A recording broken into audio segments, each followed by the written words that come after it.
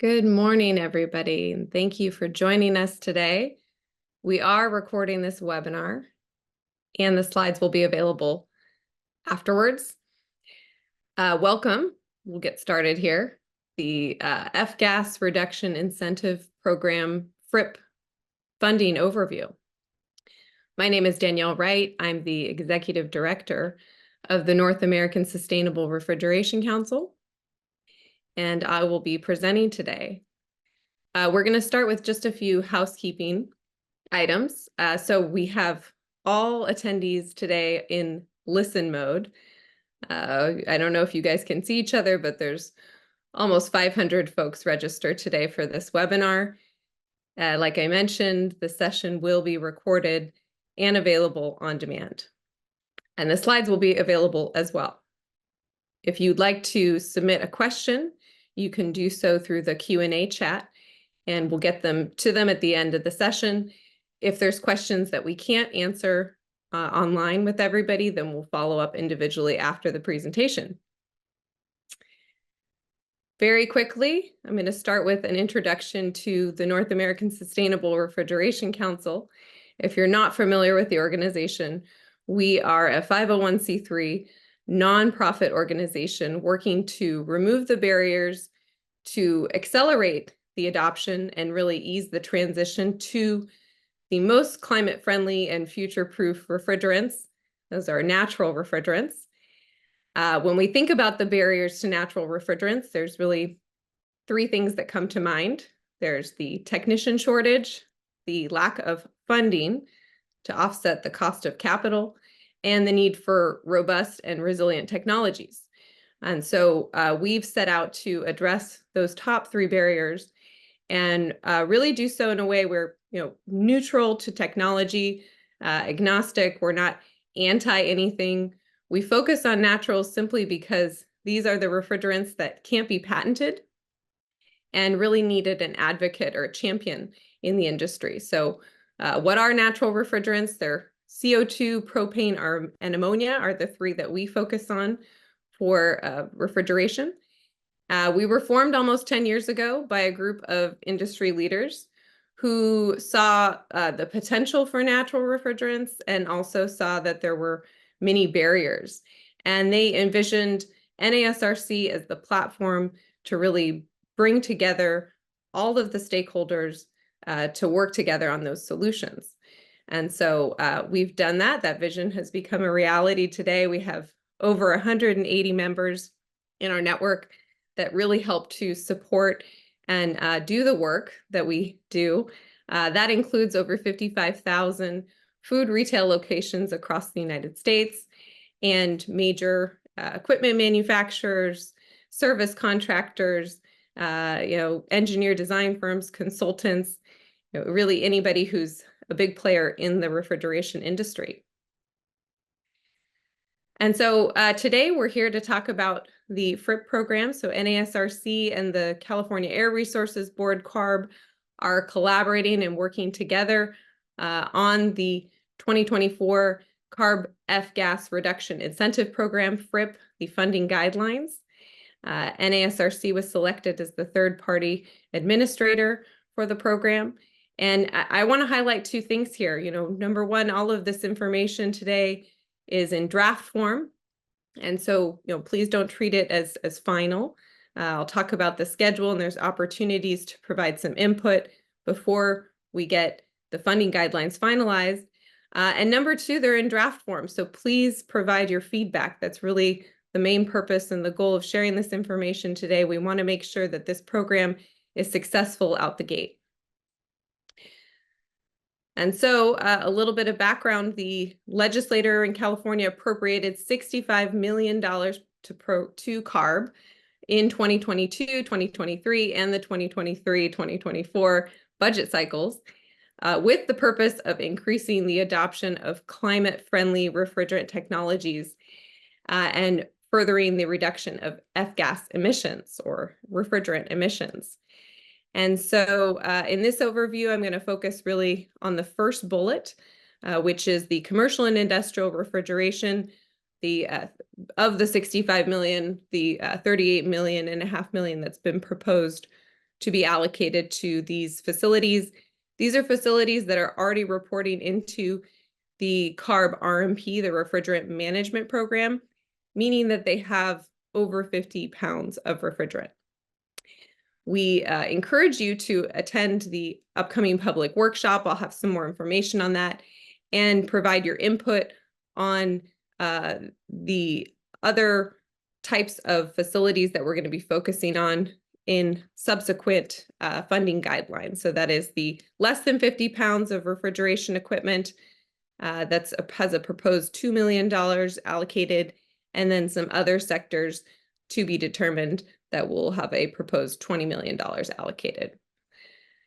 The main goals of the program today, as I mentioned, we're accelerating the replacement of HFC equipment, existing equipment, to the less than 10 GWP refrigerants. These are going to be natural refrigerants that we're focused on today.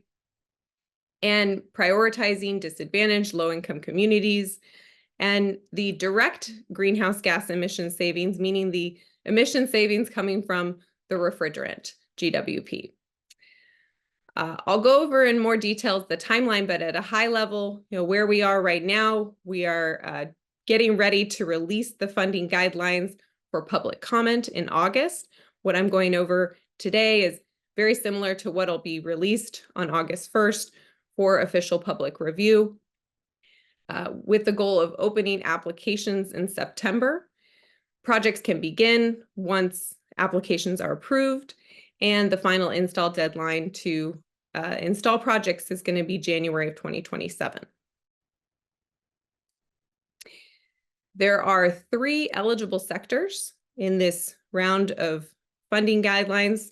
As I mentioned, all 3 sectors are currently reporting their equipment into the Refrigerant Management Program, the RMP. And the way that we're proposing to allocate the funding is across these 3 sectors, really reflecting the number of sites and the greenhouse gas emissions potential by sector. So existing retail food with greater than 50 pounds of refrigerant is the largest sector by number of sites in the RMP and has the largest greenhouse gas emissions potential, which is why there's a proposed funding allocation roughly that matches that what we see in the RMP. Within that sector, we've broken it out between 2 types of facilities, those with companies that have greater than 20 facilities within the state of California, and those that have less than 20 facilities. And then there's 2 funding windows. And here the purpose of this is really to ensure that there's fair and equal access, that the most number of sites are really prepared to submit applications. What we've proposed here is a funding window that begins in September, and a second funding window that will begin in January. And so I'll talk a little bit more about that when we get to the application process, but essentially for food retail with greater than 20 facilities, the first window will begin in September, and the second window will have a TBD funding amount. For those with less than 20 facilities, we're going to split the funds between the first and second windows. There's also a sector for existing industrial process refrigeration with greater than 2,000 pounds of refrigerant per system, and existing cold storage and other refrigeration with greater than 1,000 pounds of refrigerant per system. I mentioned that the program has a focus on priority communities, and this is defined by the California Priority Populations Map. There's a link here. You can type in the address and very quickly see if your site is part of these priority communities that's either low income or disadvantaged, or low income and disadvantaged. You can see from the map here. And so we will also be providing additional incentives for those that are located in those priority communities, as well as support on applications and technical support. Really, the focus of this is for small and independent retailers with less than 20 locations. There are 2 types of eligible projects: full replacements and partial replacements. Full replacements is what it sounds like, 100% replacement of the existing system with an eligible system type, less than 10 GWP refrigerant. And a partial system is a conversion of an existing system that has a high GWP going to a secondary system. So the primary refrigerant might keep that high GWP, has to be less than 2200 GWP, and the secondary refrigerant would be less than 10 GWP.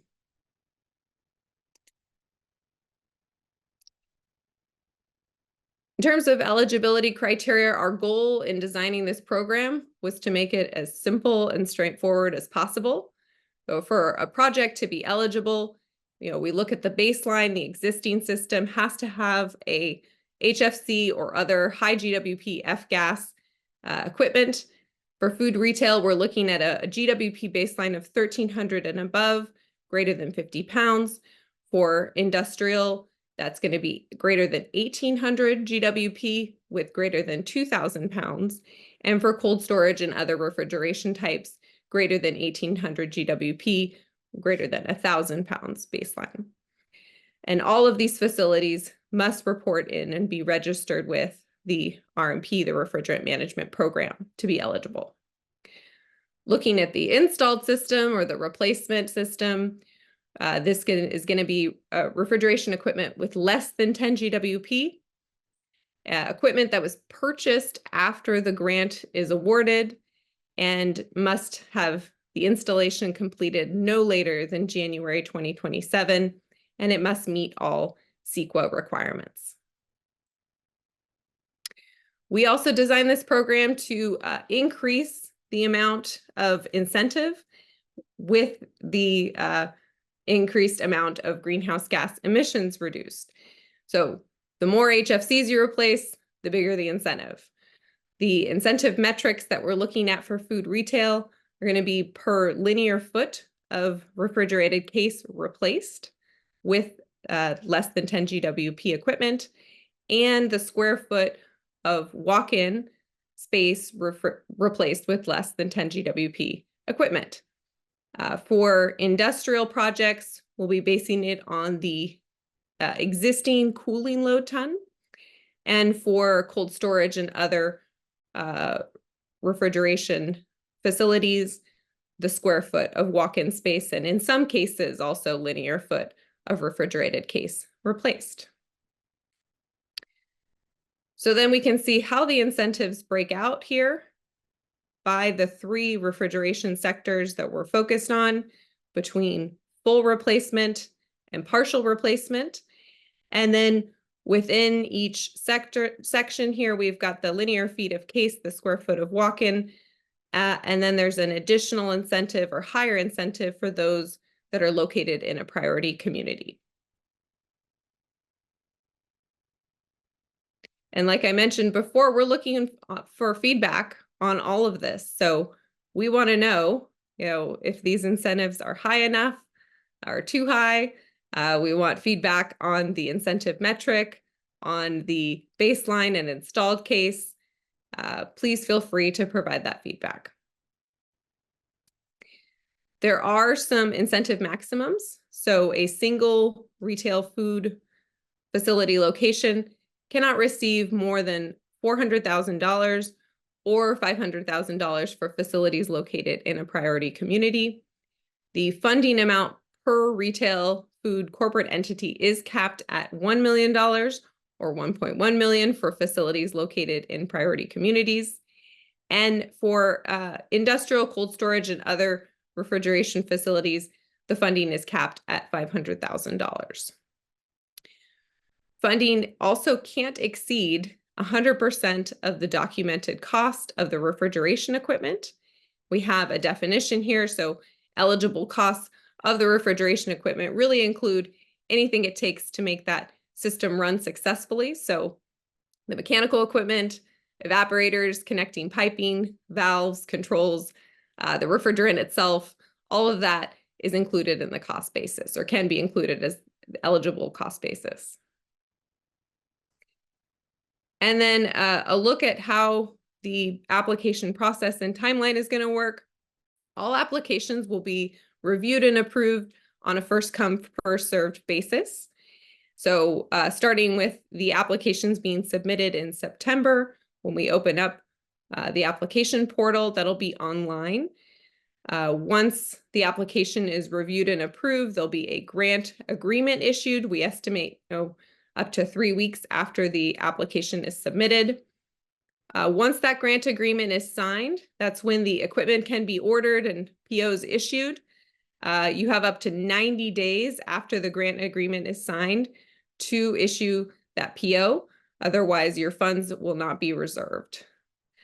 Once installation is complete, the deadline to complete is going to be January of 2027. Of course, you can complete your project much sooner than that and submit for a grant claim.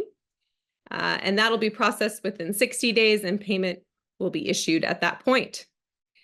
Some of the application fields that'll be included that you'll see on the online portal, we're looking for information on the existing and proposed system types, the refrigerant and the charge amount, the existing linear feet of case and square foot of walk-in space if you're a food retail location or cold storage and other refrigeration facility, and the cooling load ton if you are an industrial facility.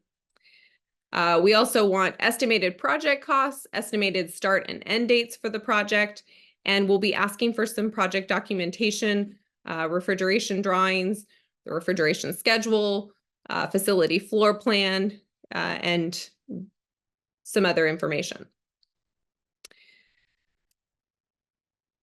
A quick overview of our timeline now. So we are now getting ready, as I mentioned, to release the FRIP funding guidelines draft for public comment. That's estimated to come out on August 1st. We'll also be co-hosting with CARB a public workshop on August 15th. So announcements for that will come out shortly.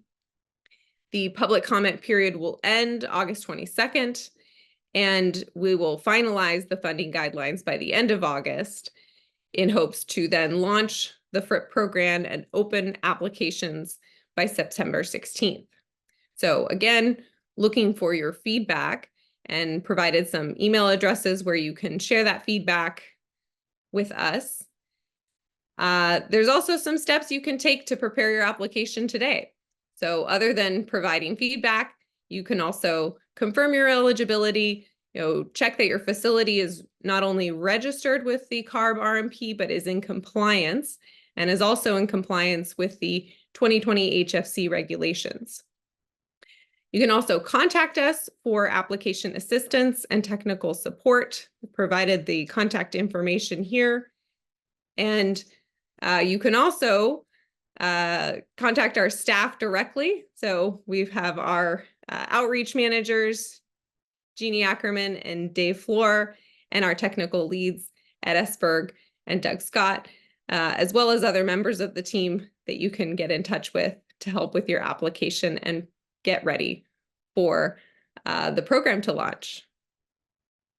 One last thing I'll mention is that NASRC is launching a natural refrigerant webinar series to highlight technologies and services that support successful transition to natural refrigerants. We've got 2 webinars that we announced today, one on federal and state regulations and one on natural refrigerant technology options for food retailers. You can sign up, register for each of these webinars for free. They will be also recorded and available on our website, and sign up to receive future webinar announcements here at our website. And with that, we can go to Q&A. Again, a reminder that if you have a question, please feel free to put it in the Q&A, and we will take those questions now.